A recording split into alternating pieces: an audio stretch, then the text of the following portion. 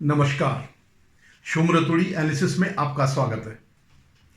दोस्तों, वर्तमान सरकार को चुने हुए लगभग 1 महीना होने को है और अभी तक जो इनके विपक्ष है उनको ये रिजल्ट जो है हजम नहीं हो रहे हैं। उनको विश्वास नहीं हो रहा है कि यह सरकार मोदी जी की सरकार है या ये एनडीए की सरकार है। ये उनके हृदय पर जो है शूल की तरह, तीर की तरह चुभा हुआ यह घटना उनके गले से नहीं उतर रही है। और जहां तक विपक्ष का सवाल है, वो तो इस बात को मानते हैं कि अब वो दिल ही दिल में मान चुके हैं कि यह सरकार स्थिर सरकार रही है, स्थिर सरकार है, अगले 5 साल तक पूरे चलेगी। जैसा कि ये सोच रहे थे पहले कि बीच में टूट सकती है और जो इसे गठबंधन के साथी हैं वे इसको चलने नहीं देंगे, लेकिन अभी तक जितना दिखा है और उसका टेस्टिंग वो था मंत्रिमंडल का मंत्री पद का विभाजन और लोकसभा अध्यक्ष की नियुक्ति, जिन पे ये लग रहा था कि जिन पे ये इन्हें उम्मीद थी कि इस पर बड़ा टकराव होगा और इनके अंदर बड़ी दरार आ जाएगी, लेकिन ऐसा कुछ नहीं हुआ। तो विपक्ष तो मान चुका है, लेकिन जो उसका इकोसिस्टम है, जो उनका गैंग है, जो लेफ्ट लिबरल गैंग जो है, उसके गले से ये बात कतई हजम नहीं हो रही है। वे लोग जिनका नैरेटिव पूरा चलता था, पूरे देश की राजनीति पर उनका नैरेटिव चलता था, वो अब कम हो रहा, उसका प्रभाव कम हो रहा और यही बात उनको जो है हजम नहीं हो रही है। तो अभी जो है कल परसों जो है सोनिया गांधी ने एक पत्र प्रधानमंत्री को लिखा, हिंदू में वो छपा और हिंदू के पूर्व संपादक एन राम जो एंटी हिंदू हैं, वो उसमें उन्होंने कमेंट्री करी और बड़ी व्यथित होने वाली कमेंट्री करी और उनके दिल का दर्द सामने आया। इसके अलावा उनके जो मिथ्यारोप हैं उस पर मैं जिक्र करूंगा और सोनिया गांधी के पत्र पर भी जिक्र करूंगा, लेकिन उससे पहले मेरा आपसे वही निवेदन है कि आप मेरे इस चैनल को सब्सक्राइब करिएगा, शेयर कीजिएगा और कमेंट जरूर करें मेरे वीडियो पर। आप कहां तक सहमत हैं और कहां तक सहमत नहीं है। धन्यवाद। तो उस पत्र में जो छपा था, जो उन्होंने दिया, उसमें एन राम ने क्या कहा। एन राम का भी हिंदू के संपादक हुआ करते और उस समय जो लोग सिविल सर्विस की तैयारी करते थे या कंपटीशन की तैयारी करते थे, वे द हिंदू ही पढ़ते थे। ये तो एक पूरी की पूरी 2 पीढ़ियां जो है हिंदू पढ़ करके जो आगे कंपटीशन निकले, वो हिंदू पढ़ कर ही निकले हैं। तो वो कहते हैं कि यह लेख कांग्रेस नेतृत्व के वर्तमान राजनीतिक स्थिति के प्रति दृष्टिकोण का अच्छा विवरण है। यह लेख स्पष्ट रूप से बताता है कि प्रधानमंत्री मोदी का सतर्कता पर जोर और उनका टकराव वाला रवैया उनके पांव तले की जमीन खिसकने और हिंदुत्व के अधिनायकवाद में आई बड़ी दरारों को छिपा नहीं सकता। खैर ये उसमें ट्रांसलेशन है, मतलब उनका यह था कि जो सत्ता वाला मतलब यह है कि कंटिन्यू जो उनकी 2 पहली सरकारें थी उसी तरह वो सरकार आगे जो चल रही है, लेकिन उनका टकराव का जो है जो रवैया है वो कम नहीं हुआ। टकराव का रवैया से उनका क्या कहना है और उसके आगे क्या कहते हैं कि जो है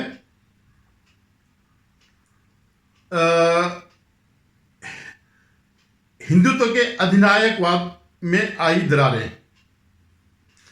उनका कहने का मतलब है कि हिंदू इस पूरे उसका लुबे लुभाव यह है कि इस पूरे दौर में, यानी पिछले 10 साल के कार्यकाल में, यहां हिंदू अल्पसंख्यकवाद रहा है। मैं आज तक जितना भी सुनता हूं, जितना भी ये लेफ्ट लिबरल गैंग है, ये यही बातें करता है कि हिंदू जो है हिंदू बहुसंख्यकवाद चल रहा है, नरेंद्र मोदी तानाशाह हो गए हैं और संवैधानिक संस्थाएं खत्म की जा रही हैं। लेकिन आज तक मैंने किसी को सबूत देते हुए नहीं देखा जो कहे कि भाई ये हिंदुओं को बढ़ा रहे हैं और अन्य धर्मों को कुचल रहे हैं। एक भी आप बोलते रहिए, लेकिन कोई भी प्रमाण दिए बगैर ये बोलना जो है व्यर्थ का है। लेकिन एक नैरेटिव बनाना है। हिंदुओं का क्या बहुसंख्यवाद है, अगर आप देखें आज भी जो है हिंदुओं की क्या स्थिति है। वक्फ बोर्ड जो है मुसलमानों के पास है, सारी संपत्ति, जिसे तीसरा नंबर सबसे ज्यादा संपत्ति मुसलमानों के पास है, उसको यह सरकार खत्म नहीं कर सकी। विदेशों से जो है यहाँ पर घुसपैठे घुसे हैं, रोहिंग्या, बांग्लादेशी, उसको भी वो हटा नहीं सके। और तो और आप देखिए, लव जिहाद जैसी चीजें एक बड़ी आम चीज है। यस, जो ये लोग करते हैं सड़कों पर अतिक्रमण करना, ये बड़ी एक आम चीज है। कहीं पर भी सरकारी जमीन दिखाई दी, वहां उसको हड़पना एक आम चीज है। और तो और जो हिंदुओं के मंदिर है, हिंदुओं के आस्था के मंदिर है, वो जो है वहां जितनी दान इकट्ठा होता है, वो किस लिए होता है? क्योंकि हिंदुओं का है तो हिंदुओं के कल्याण के लिए होना चाहिए। वो तो यही समझ करके समर्पित करते हैं। जो भी दानदाता है वो, या जो भी भक्त है, वो यही समझ करके देता है ना कि हम अपने सनातन धर्म के प्रति कुछ दे रहे हैं, दान दे रहे हैं, उसके उत्थान के लिए कुछ कर रहे हैं। लेकिन उसका सारा का सारा पैसा राज्य सरकारें हड़प लेती हैं, और वो पैसा हिंदुओं के ही खिलाफ काम आता है। तो ये इनका एक नैरेटिव है कि हिंदुत्व तो बहुसंख्यकवाद, कहीं पर भी आज की डेट में कहीं भी बहुसंख्यकवाद दिखाई नहीं देता। सरकार में, सरकार की जितनी भी पॉलिसीज है, सबके लिए बराबर है। कहीं पर भी जो कहते हैं मोदी तानाशाह है, कहीं पर भी किसी ने साक्ष्य नहीं दिया कि मोदी तानाशाह है। मोदी के पास सत्ता है तो सत्ता का जैसे उपयोग होना चाहिए वैसे ही उपयोग वो कर रहे हैं, और होना भी चाहिए। वो अगर वो डेडिकेशन के साथ जो काम कर रहे हैं तो उसका उनको अधिकार है काम करने का। जनता ने इसी बात के लिए उनको चुना है कि वो देश का विकास करें। जो कहते हैं कि सबका साथ सबका विकास, वो हो रहा है, होना भी चाहिए। तो मेरा कहने का मतलब कि एन राम जैसे लोग जो अब थोड़ा सा इररिलेवेंट हो गए हैं, तो उनको ये सब चीजें हजम नहीं हो रही हैं। जैसे यूपी के टाइम पर क्या था, मंत्रिमंडल किसका था? मनमोहन सिंह का। लेकिन उसको चलाता कौन था? एनएसी, नेशनल एडवाइजरी कमेटी, जिसकी चेयरमैन सोनिया गांधी थी। तो तानाशाही तो वहां पर थी।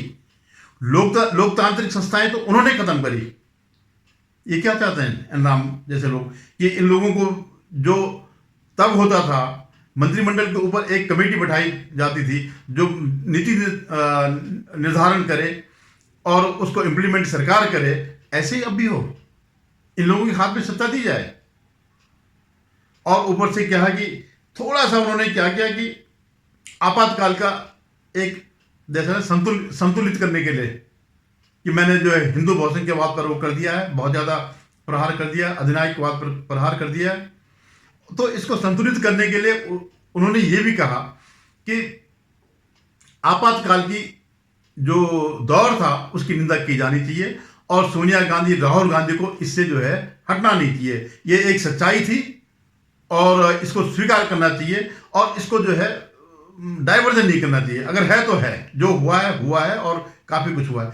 लेकिन इसके साथ फिर उन्होंने क्या, बैलेंस करने के लिए आरएसएस को जोड़ दिया कि आरएसएस विघटनकारी शक्तियां ये है।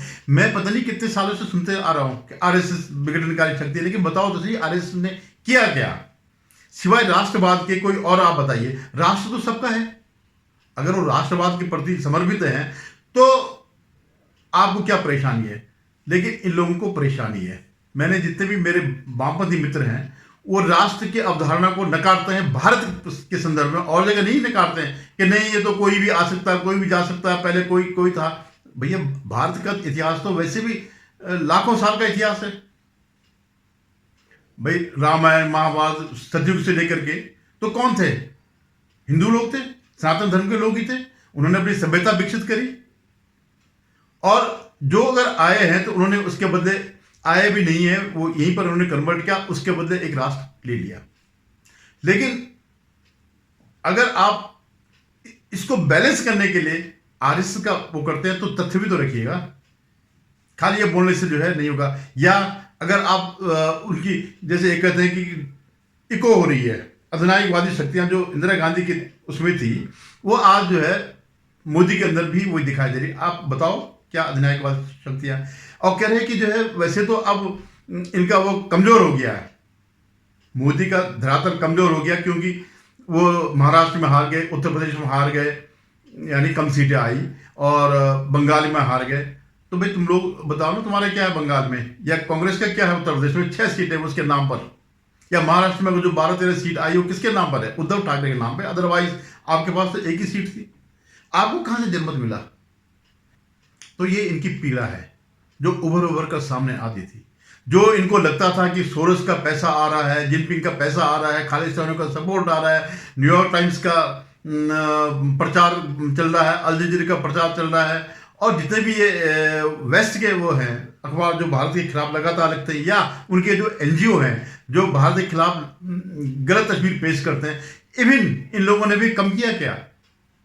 जब कोरोना काल था तो कितना इन्होंने भारत को बदनाम किया, जबकि कोरोना का सबसे सक्सेसफुल अगर किसी ने सामना किया तो वो मोदी जी ने किया, और ये इन लोगों को पता नहीं है। तो इन लोगों का प्रोपेगेंडा जो है ध्वस्त करना बहुत जरूरी है। अब मैं आगे आऊंगा सोनिया जी के पत्र पर। ये लोग जो है विपक्ष के लोग बाद में, शुरू में तो सब मान के चल रहे थे कि बीजेपी जो है पीक पे पहुंच जाएगी, लेकिन बाद में जब इन्होंने झूठ बोलना शुरू कर दिया, पूरा प्रचार तंत्र देश से लेकर के विदेश तक जब इकट्ठा हो गया, तो इनको एक वो लगा कि शायद बीजेपी हार जाएगी। तो ये दिल में खुश थे इस बात को लेकर के कि ये हार जाएगी, और जो मोदी जी का जो भ्रष्टाचारियों के खिलाफ जो अभियान था वो रुक जाएगा।